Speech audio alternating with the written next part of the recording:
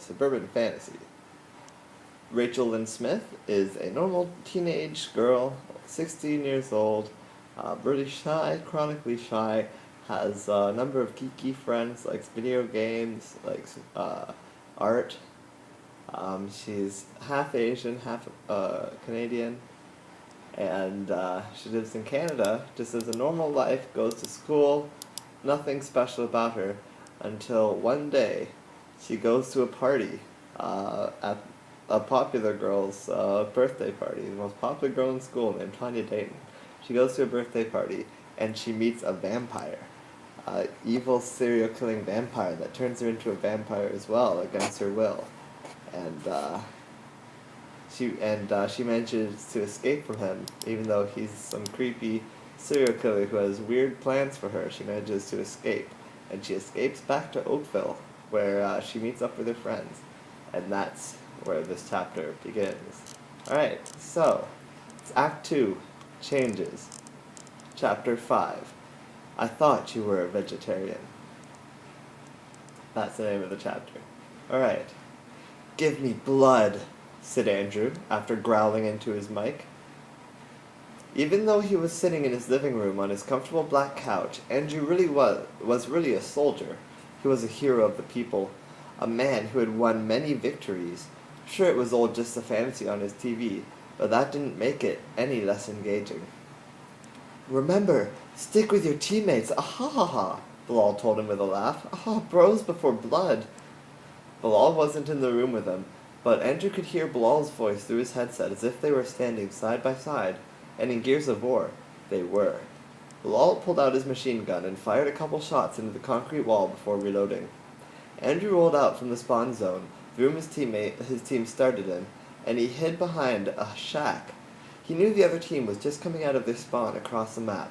If he had a sniper, he'd be able to pick their heads off before they knew what hit them. Too bad there wasn't a sniper on that level. Didn't make too much difference to Andrew. He preferred his shotgun anyway. Don't worry about me, Andrew said as Bilal left the spawn. My eyes are on the prize. The enemy began shooting across, and Bilal had to duck behind cover. Ah, you mean that stupid contest? Bilal asked. It was not a stupid contest. It was going to be the most insane viral campaign ever. The first step was to win a tournament. The tournament was less than a week away, and they had to practice. That, and find 2 more teammates. Aha! I'm going for the grenades, Bilal said, passing Andrew and making for the stairs. The grenades were hidden in an alley above the street.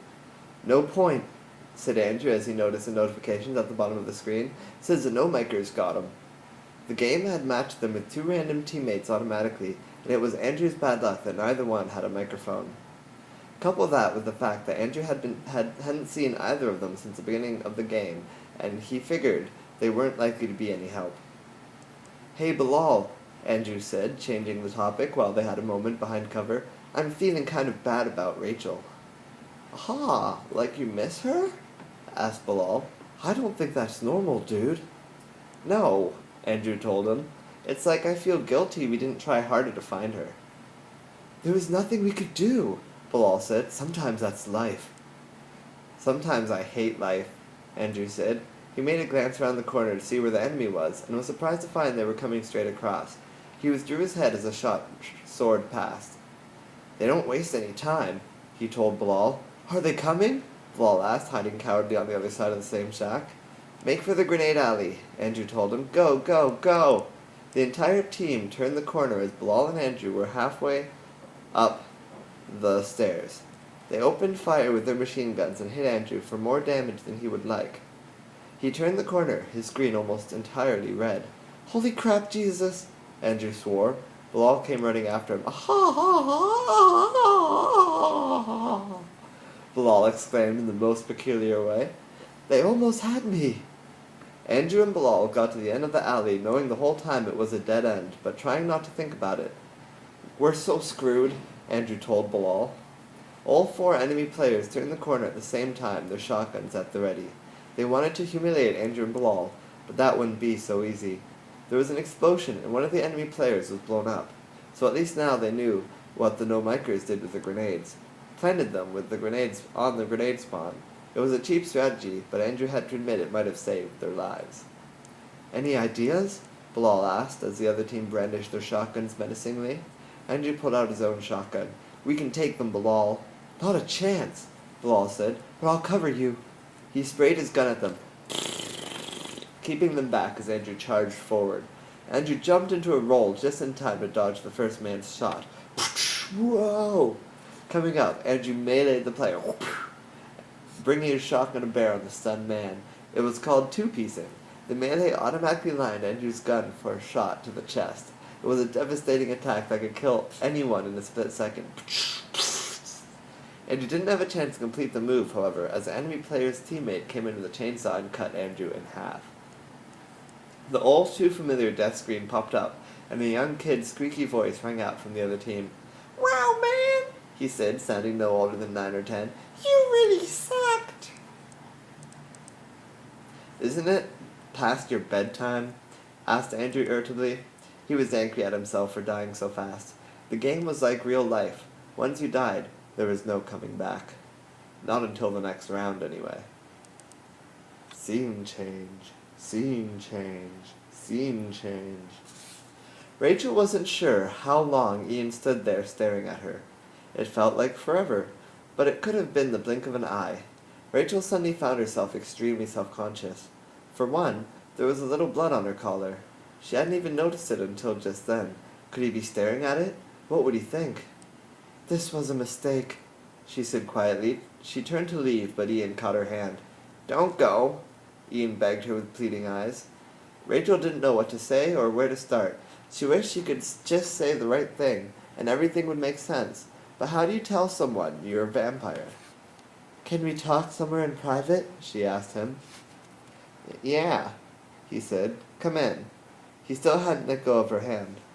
I can't," she told him, resisting his attempts to pull her inside. "And you can't tell your mom I'm here." "What?" he said in surprise, finally letting go. "Ian!" called his mom from inside. "Who is it?" Ian turned to look behind him. No one." He turned back, but Rachel had already slipped behind a bush. She watched him look around in surprise. It's just a nice night out," he yelled to his mother at last. "I'm going for a quick walk." "Do you have to?" his mother asked as he hurriedly shoved his shoes on his feet. "It's dangerous out there." Rachel watched Ian roll his eyes. "I'll be fine, Mom." "Well, I'm going to wait up for you, just in case." "All right, Mom," Ian told her. "I won't be long." It was a quiet night as Rachel watched Ian make his way slowly down the driveway to the sidewalk. Rachel could hear the rustling of what she figured was likely a raccoon a couple streets away. There was also someone watching porn somewhere up the street, but Rachel was trying hard not to pay attention to that. Otherwise, it was quiet. "Rachel?" Ian called out, spinning in search for her. She slipped to his side just as he turned, surprising him enough to make him jump. "Holy shit," he swore. "Thank God you're all right. I was really worried about you." "I heard you came looking for me," she told him. "Thanks." "Me and the others," Ian explained as he reached for her hand, "didn't really do you any good." He started to lead her down the street, though Rachel wasn't sure he had a clue where he was going. "Rachel, why didn't you text me or something?" he asked. "Where did you go?" Rachel was pretty sure there was no easy way to tell him the truth. "I'm a vampire," she straight out told him. "They're real." Ian stopped and gave a short laugh. "What?"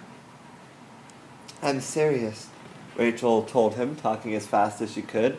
"Water break, do, water break."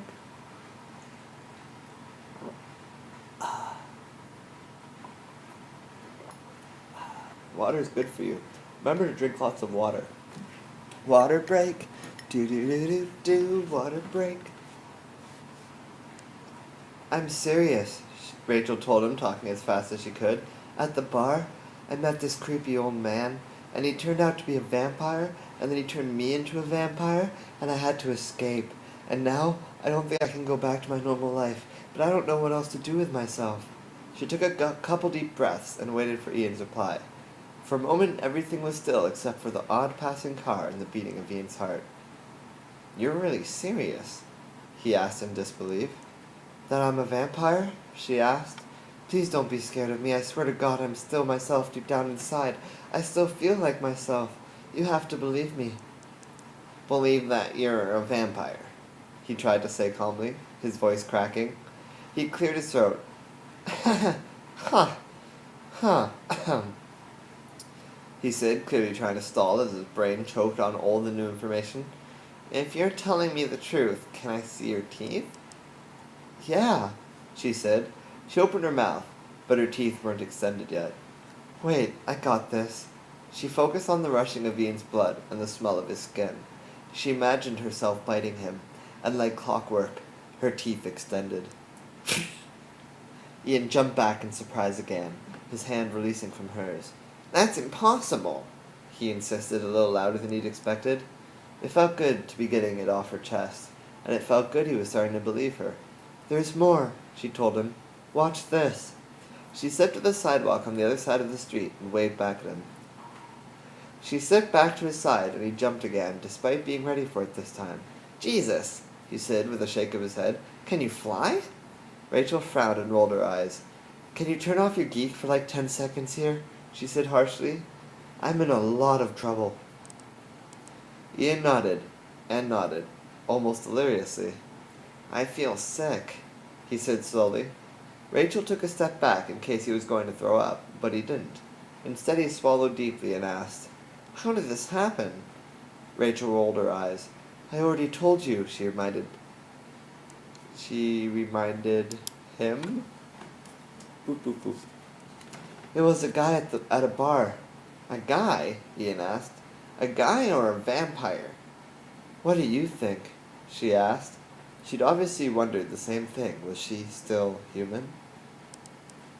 Forget I asked, Ian said forcefully. It looked as if he was having a hard time concentrating. Why did this guy turn you? He asked at last. Was it because Eckhart loved her and wanted to be with her forever? She decided then never to tell Ian any part of that. Nor was she going to tell the rest of what happened that night. Are you all right? Ian asked after she didn't respond. No, she said. So what do we do? Ian's wide blue eyes pierced Rachel and her heart broke.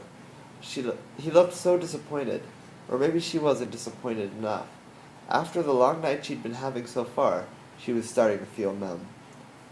They stopped again, this time beside an electric fence. The fence surrounded a tall, skinny corporate high-rise, one of the first in Oakville. It stood on a spot that only 2 years ago had been the best park in the district. Kids from 7 different schools came to that park to play. It had swings, a large pirate ship-shaped jungle gym, and paths leading out to all the most beautiful areas of Oakville. But the mayor, Joseph Dixon, replaced those paths with parking lots, and the playground with a tall concrete beast they called a Holiday Inn, opening October 6th. She hated that building, more now than ever. She hated what it stood for. She didn't like that Toronto was intruding into her life, slowly taking away everything that felt normal to her. She didn't want the change. Maybe she did before, but things were changing too fast. She just needed everything to stop for a moment. I can't go home, Rachel told Ian, and we can't let my parents find out I'm back. You think my mom would tell them? Ian asked. Anyone's would. Andrew's parents are out of town, Ian suggested suddenly. Why don't you stay there? What? Rachel asked. Only for a little while, Ian told her quickly. What would that solve? It would be a place to stay for a night without any adults knowing, he told her. Rachel stepped on Ian's toe discouragingly. My condition isn't going to change tomorrow, she explained to him. It's permanent. Ian drew her into a hug, and though she didn't hug him back, his hug did make her feel better. Like warmer, but the feeling was short-lived. With his heart beating against her ear, she could feel her teeth extending again. All I'm asking, Ian said, is you let us discuss everything with the group tomorrow. The group? Rachel asked. She wasn't sure which group you went to when infected by vampires. Andrew, Bilal, Jason, and I, explained Ian. The gang. You're in it too, Rachel. She never really considered telling the rest of the gang, or even that they might be any help, but you couldn't just hang with them like old times.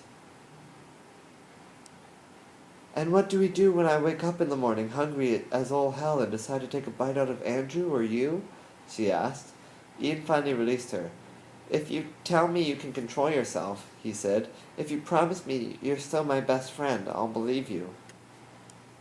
I'm not sure I can promise either of those things, Rachel admitted to him. Perfect, Ian said, ignoring her response, to Andrew's house. He looked up and down the street and scratched his forehead and thought. I'm not actually sure which way that is from here, he admitted. Rachel pointed towards Third Line. She knew the way. It was on the way to her house. ... Scene change. Scene change. Scene change. Ian asked her 100 questions like, what does it feel like? And, have you thought about becoming a superhero? But for his 100 questions she gave very few answers, especially to the last one. For most of the walk she was quiet. Ian would have given anything to know what she was thinking then, paid any money to read her thoughts written down like in a book. Wouldn't that have been convenient? Ian was scared. Not because Rachel was a vampire and he was worried he'd get hurt. All Ian was worried about was Rachel leaving again. He had to find a way to keep her around. But what do you do when you find out your best friend is a vampire? He never really cared much for the vampire craze. He never read a Twilight book. He never read a Twilight book, but he watched Buffy, so he knew a thing or two. He just never considered they might be real. He never really thought much about them being fake either, so finding out the truth didn't really offend his beliefs or anything of that sort. Her vampire condition was just that to him, a condition. She was still his best friend, and he had to help her any way he could. He decided all this during the walk, and was resolute by the time they reached their destination. Andrew's house was larger than Ian's, which made it big enough to eat Aunt Rachel's. The front door was made of towering glass, the frame rising all the way to the roof of this 2-story building. Ian reached out and hit the doorbell. They waited in silence for Andrew, and Ian reached out his hand for Rachel's. She gave him what must have been her attempt at a smile, that was more like a grimace. I've never actually been inside Andrew's place, Rachel admitted. Really? Ian said in surprise, turning to pull her away. I should have prepared you. It was too late. Andrew opened the door, wearing a white t-shirt and Superman boxers. He saw Rachel, and his jaw dropped. She's alive! He exclaimed happily. Hey, Rachel said under her breath. Ian pushed Andrew back and pulled Rachel in with him. Come in, Andrew said sarcastically as he closed the door behind him. We were just talking about you. He told her with a motion to the headset on his ear. I was totally just about to come save you. Rachel looked around the front hall in awe. The house was big, with tiled floors, and a big spiral staircase, but it wasn't those things that caught her eye. Ian would have warned her if he'd known she'd never been inside. See, Andrew's parents were a little weird.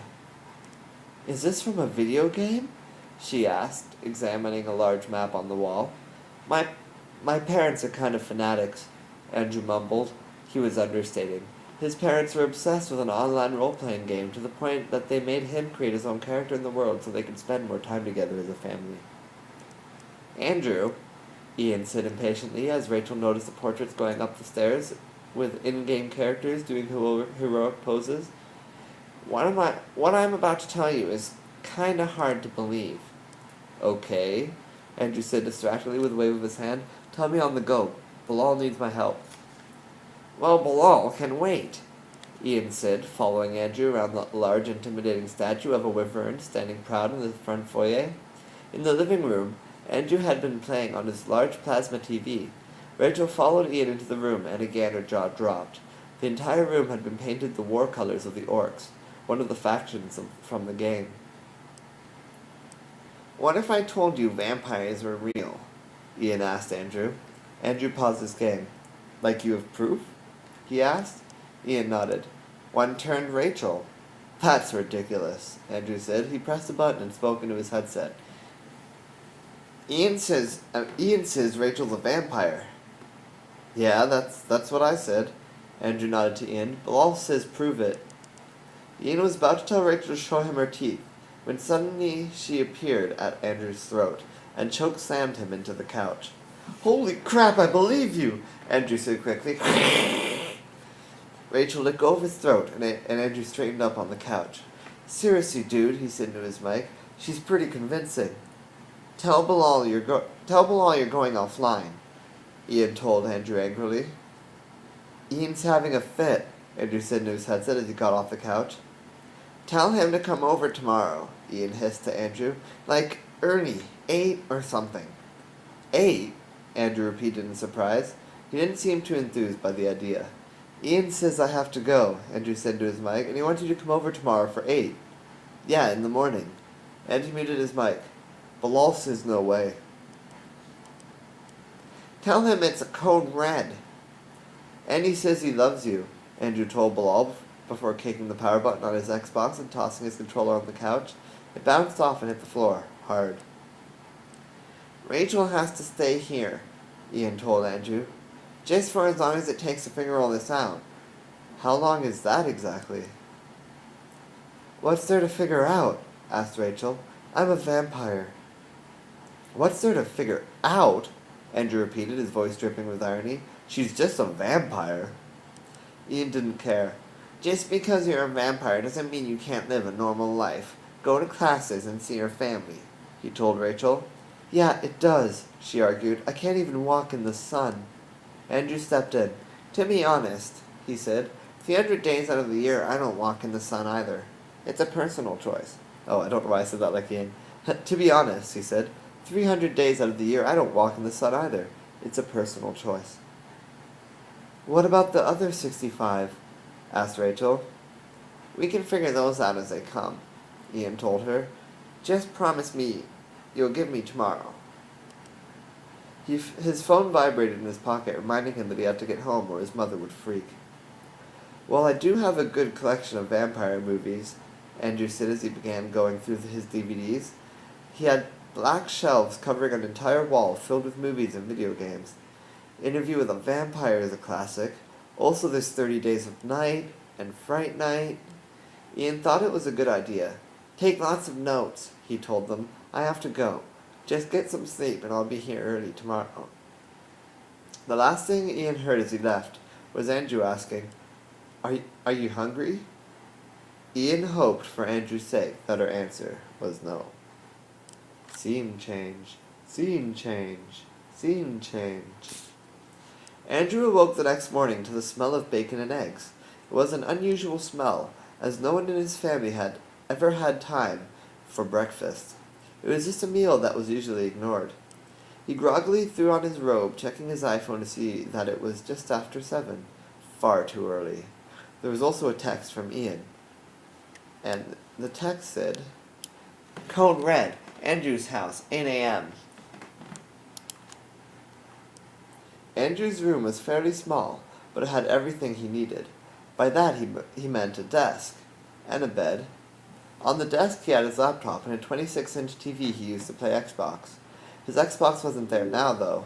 No, stop listening. Xbox, stop listening. Alright. His console wasn't there now, though. Instead, it had been connected downstairs on the big screen while his parents were away. It wasn't necessary that he forgot he'd been providing shelter to a vampire, but he was reminded nonetheless upon entering the kitchen that he was not alone, and she'd made all that smell. "I cooked some breakfast," Rachel said quietly, cleaning a frying pan in the sink. He'd given her one of his Superman tees last night, and it looked huge on her. It almost looked like a dress coming close to her knees. "Thanks," Andrew said automatically to her breakfast invitation. Opening the fridge, he grabbed a Coke and cracked it. Taking a swig, he grabbed the paper off the counter, Rachel must have brought it in, and sat down at the kitchen table. The headline was a story about the Mississauga mayor. She'd just been elected for her 27th year in office. She was now 92, Mayor Sylvia Gray. Her administration had remained strong throughout the toughest days in the city's history. Beside him, on the table, Andrew noticed Rachel's math homework open right beside his own. She must have done both last night. Did you get any sleep?" Andrew asked. "No, not so much," she said, sitting beside him. "I just kept watching episodes of True Blood, and next thing I knew the sun was up. I'm not even tired. And I gotta admit, Skarsgård makes an attractive vampire." "Everyone likes that guy," Andrew said in protest. "I don't see it." He realized this was the first time he'd ever heard Rachel talk openly about anyone being hot. He wondered if that might mean something, but he didn't have time to think about it as the doorbell rang. Rachel looked at him expectantly, but he just shrugged. I'm not getting it. He took another swig of his Coke as she disappeared. She reappeared a moment later. It's Ian, she said under her breath. Ian entered the kitchen and slipped his backpack off his back. I brought you something, Ian said to Rachel as he unzipped his sack and pulled out a water bottle filled about halfway with a thick red liquid. Is that blood? Asked Andrew. His stomach clenched at the very notion. Oh, thank God, Rachel said with a noticeable relief. I thought I was going to have to kill someone. Where the hell did you find a bottle of blood? Asked Andrew with what he considered was an acceptable level of outrage. He ignored Rachel's last statement as best he could, but logged it in the back of his mind as a topic to freak out about later when he had time, especially once he realized that the breakfast could very well have been a concealed attempt to plump him up. Oh, he was freaking out about it now. I didn't find it, Ian said, suddenly turning all white. I killed a squirrel. You did what? Asked Andrew and Rachel together. You did what? It wasn't actually that hard, Ian admitted. Didn't take more than an hour, and half of that was spent crying. Holy crap, dude, Andrew said loudly. Rachel drained the bottle in one gulp and placed it on the counter. Delicious? Andrew asked her cheekily. No, she said, her eyes widening with guilt. Yes. I probably could have filled the bottle, Ian said, looking shocked she drank it so fast. It's just, with the tears, and the blood kind of went everywhere. Ian's eyes began to glaze over, and he went running for a toilet bowl. First door on your right, Andrew yelled after him. The doorbell rang, and Andrew finally decided to get up. He almost made it to the door when Rachel appeared in front of him. How the hell did you do that? Andrew asked Rachel. Rachel shrugged. Vampire powers, she suggested. Eckhart called it slipping. Can you fly? He asked. I know, right? Ian yelled from the bathroom. Rachel didn't answer him, instead opening the door to let Bilal and Jason in. Friends, Andrew greeted. What a coincidence you both showed up at the same time. Actually I picked him up on the way, admitted Bilal. Andrew said. Not a coincidence then. My sister, she'll pay for us, said Bilal. So we only need one more... Oh, play for us. Not pay. Play for us. So we only need one more player on our team. Does she suck? Asked Andrew. His sister was still in an elementary school, had a sort of attitude problem. She usually spent more time in games trying to kill her teammates than she did going after enemies. Aha! Well, she'll be better than a no-biker, Bilal told him. The code red better not have to do with your stupid video game tournament, Jason said. I could have slept in. Not for this, Andrew admitted to him. Vampires are real. I didn't wake up early for your fantasy bullshit either, Jason told them. It's the truth, Rachel told them. At the bar, I met a man who ended up being a vampire and he turned me. She flashed her teeth, and Andrew shuddered at how creepy they were. They just extended straight out like snakes' fangs. Jason reached out and touched Rachel's fang, like a young boy pulling on Santa's beard. Her fangs didn't come off. In fact, they were so sharp Jason pricked his finger. Barely 3 drops fell, but as soon as blood grazed Rachel's lips, she suddenly slipped to the corner of the hall, cowering in a ball and whimpering to herself. Everyone startled back in surprise. Ian went to comfort Rachel as Andrew moved to lead Jason and Bilal to the kitchen. I've got band-aids in here, he said to Jason. Once they were out of sight, Jason grabbed Andrew's shoulder and turned him around. Have you considered the dangers of inviting a vampire into your house? Whispered Jason into his ear. I am now, he admitted. He was with Ian, though. She was still their friend, and they had to help her. We don't even know what she's capable of, Jason continued. Also, if vampires are real, what else does that mean for us? Anything could be real. Everything could be real, suggested Bilal with concern. Except wrestling, Andrew corrected him quickly. We'll see, Bilal muttered. Andrew grabbed a pack of Band-Aids from the microwave and threw them at Jason. You know, Andrew told them as he grabbed another Coke from the fridge, I bet there's at least a 50% chance Rachel's heard everything we've said this whole time. I did, called Rachel from the hallway. Holy hell, remarked Jason. Can you hear this? Jason tapped his foot against the tile. Yep, she said from the other room. Bilal went out the back door, which led from the kitchen to the backyard. I heard that too, Bilal, she said as she came into the kitchen. Bilal came back inside. Aha! That's insane. I couldn't even hear that, he told them. Aha! How'd you know it was him? Asked Jason, crossing his arms over his tan shirt. Sometimes Andrew wondered if Jason did all his shopping at the army surplus store. Rachel shrugged as Ian came in behind her. Go tap your foot on the driveway, Andrew told Ian. What? Ian asked. Just do it, Rachel told him. Turning back to Jason, she tried to answer his question. I think it's your shoes. You all sound slightly different when you walk. And you just hear everything? Asked Jason. About 4 blocks in each direction, Rachel admitted quietly with an awkward smile. It was clear she felt uncomfortable with everyone focusing on her. Isn't that overwhelming? Asked Andrew. He sometimes found life overwhelming, and he didn't even have special hearing. I don't really have a choice. Oh, I don't really notice, she told them. I think my brain kind of processes it all automatically. All the unimportant stuff just seems to tune itself out. It bothers me more when I'm hungry. Her awkward smile fell to a frown. Everything bothers me more when I'm hungry. Rachel cocked her head to the side, slightly. I think Ian just dropped a leaf on the driveway, she told them. Everyone in the room became unsettlingly quiet, as they all considered for a moment how strong her hearing must be. Ian rejoined them in the kitchen before anyone said another word. So, didn't she hear? Ian started. He didn't finish as the 3 of them nodded solemnly. So, said Andrew, finally breaking the silence, you have super hearing and super speed. What else can you do? Can you read a book from blocks away? She's a vampire, Ian told Andrew, not a super librarian. Bilal said while scratching the 3 hairs on his chin. She could be both. I don't have binocular vision, Rachel told Andrew, but I can see in the dark. Okay, Ian told them loudly to get everyone's attention. We're on the right track here. We need to figure out every way that Rachel has changed, and we should have a plan in place by tonight for full reintegration. Rachel laughed, and everyone looked at her. Reintegration? She repeated as a question. To what? Back in your life, Andrew told her, and school, Bilal said. Aha, a plan for all that by tonight? Jason just nodded from where he stood, leaning against the kitchen table. School starts tomorrow.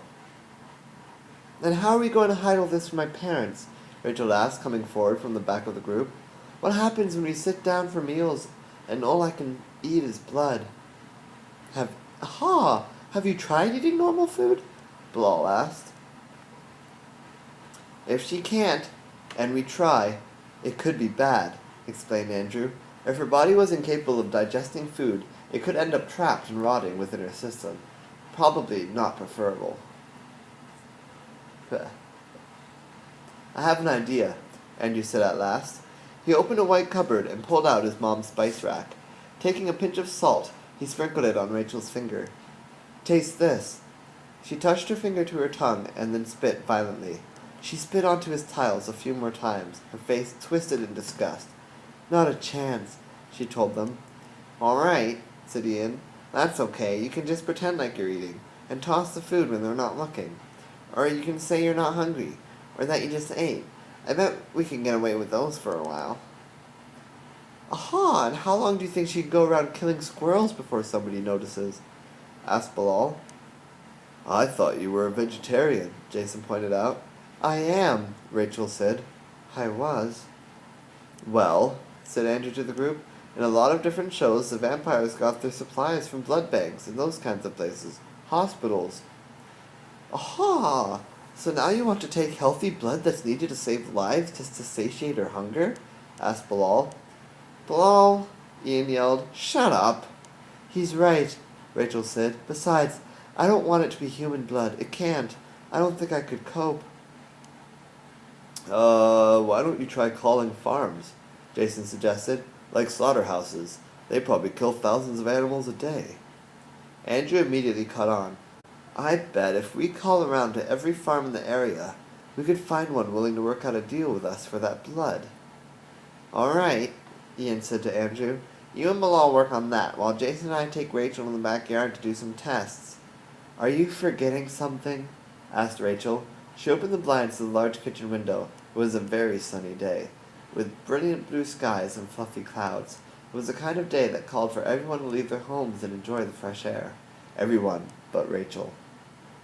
As soon as the sun touched Rachel's arm, her skin began to redden. Within seconds it was smoking and starting to boil. Ian was frozen with terror, but Angie quickly grabbed the line from her and closed the blinds. Please don't make a mess, he told her pleadingly. Rachel rubbed her arm gingerly. Andrew could see that it had already healed some, but was still quite red and blistered.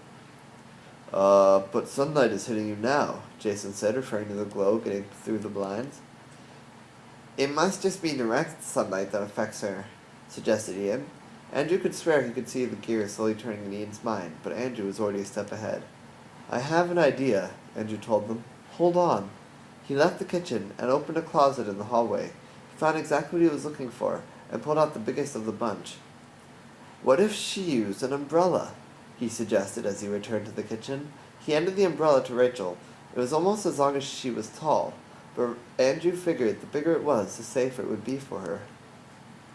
Do you really think this could work? She asked. It's this or a hazmat suit, Jason told her with a smirk. Better try it out then, she said to herself, opening the umbrella. Bilal jumped, and Jason began laughing.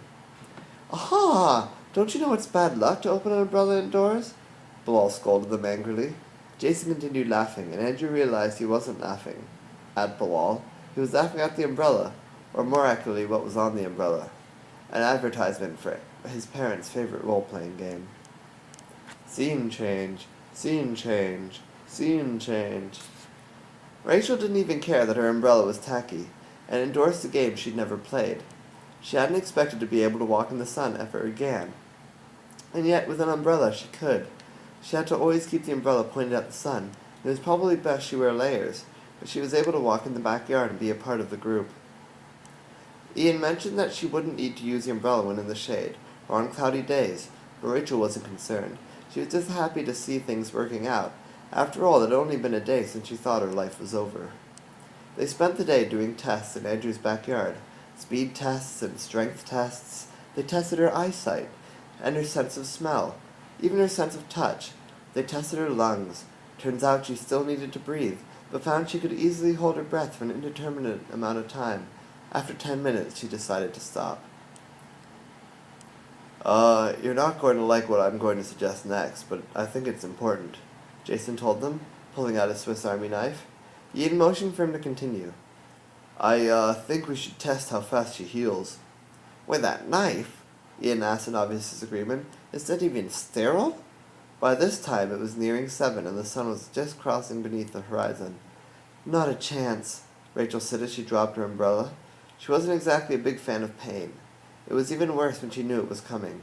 She had always been the kid at the doctor's office, who cried themselves unconscious every time they needed to give blood. It might be important, he suggested to them. I heal fast, she told them. Right, he said. He looked like he was about to put his knife away when suddenly he slashed out in the blink of an eye, slicing along her arm. With a scream, she slipped to the cover of the largest tree, avoiding a ray of sunlight that separated them like the invisible country borders on a map. Hey! She yelled indignantly. Ian crossed the backyard and grabbed her hand. You okay? He asked. She showed him her arm, already healing itself. It had been reasonably shallow to begin with, but was now barely larger than a long paper cut. It also itched like hell. An unfortunate side effect. Instead of subsiding, the pain of her cut was just turning into an itch she desperately needed to scratch. But Ian just wouldn't let go of her hand. She considered telling him about the itch, but was still upset from what Jason had done, and didn't take it too kindly towards feeling like her lab rat. "These tests are over," she told them. She left them both with the final seconds of sunset, and found Bilal in Andrew's kitchen, putting far too much effort into opening a jar of pickles. His face, normally a pale brown, was quickly turning a bright red. "Ha ha ha ha ha! Here," he told her as she watched him with a smile. He offered her the jar. "Sorry," she replied. "I don't like pickles." "Aha, you don't have to eat them," he told her. "Just open the darn things." "Oh," she said with surprise. She'd never been asked to open a jar before. Someone else had always just assumed she wouldn't be able to. She grabbed the glass jar from Bilal and twisted the top off easily. It came free with a pop, and she handed it back to him. "Did you have any luck with the farmers?" she asked him. "What?" he asked. "No, sorry. I didn't help with any of that. I've been practicing for the tournament. But don't worry, I swear Andrew is working it all out." Bilal took a bite from his pickle innocently. Rachel was about to voice her complaint at his casual nature, but she was immediately cut off by Andrew's sudden appearance in the kitchen from the living room. "I revived you," he said to Bilal. "Get back to your controller, quick." Rachel wasn't sure what to say, and started to feel some of her shyness resurfacing. She said, trying to get his attention. It worked, and he smiled at her. "Hey, Rachel," he said as Ian and Jason came in through the back door. "I found a farmer who's agreed to what we want, but his price isn't as easy to digest." "I've got money," she told them. She'd been working since she was 15 and only ever really paid for a monthly cell phone bill. She'd saved thousands already. "Well, we had to buy in bulk," Andrew continued, "and the best deal he was willing to give us was $400 a case. We'll have it by Tuesday." "How much blood comes in a case?" Rachel asked. Andrew shrugged. He said 60 units, but I don't know how much blood is in a unit." "And it's 450 milliliters?" Ian told them. "Seriously, am I the only one who pays attention in science class?" "It's not just science class," mocked Andrew as he gave Bilal a high five. "What am I going to do until Tuesday?" Rachel asked. "Hunt the raccoons that keep getting in our garbage?" suggested Andrew. Rachel laughed, but in her defense she thought Andrew was joking. She wasn't laughing an hour later, as she patrolled the sidewalk beside Ian, keeping her eyes out for any movement, even while Ian stared up and silently watched the stars. "Don't do it," she told him, knowing what he was about to do. "Do what?" Ian asked innocently. "You're about to point to a constellation. Tell me about it," she explained to him. "And after that you would give me another of your space facts, and suddenly expect me to feel all better." "I thought you liked space," he stated with disappointment. "I do, but it's just so cliché," she said with a smile and a sigh. "Besides, I already know every one of your space facts." She never told him that before, and was already feeling guilty. There was a rustle from nearby, and she changed the subject with a nudge to his shoulder. "I think I found that raccoon." Scene change, scene change, scene change. "You want me to come in with you?" Ian asked. "Yes," Rachel said, but she knew he couldn't. It was her problem to face. "No." "Right," he said with a quick turn, likely to hide his relief. "See you tomorrow." Rachel wasn't sure how she found the courage to make it up the cement driveway, onto the porch, and knock on her door. The truth was she didn't. Her hand stopped just in front. She could hear Jacob playing limbo. She could recognize the creepy sound effects immediately, and could hear his character getting impaled by a spider. She could also hear her dad in the office, working away on his writing. And her mother? The door opened, and her mother stared down on her with her eyes sharper than a tiger's claw. She must have seen Rachel's shadow in the window. "How long were you going to stand there?" her mother asked, "or were you just passing through?" "May I come in?" Rachel asked, unsure what else to say and afraid she might be coming off too much like Oliver Twist. Her mother slapped her.